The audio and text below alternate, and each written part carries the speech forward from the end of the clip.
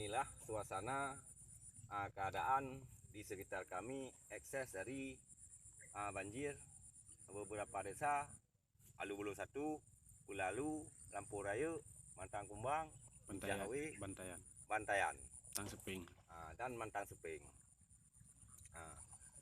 Inilah keadaan pemandangan yang saban tahun kami nikmati. Ini hanya kami bekerja bersama masyarakat, maknanya tidak ada campur tangan unsur-unsur dinas-dinas terkait atau Pemda Aceh Timur. Ke depan harapan masyarakat Alu Bulu Sa, Kulalu dan sekitarnya, dinas terkait cross check ke lapangan, cari solusi supaya ke depannya petani lebih maju dan sejahtera.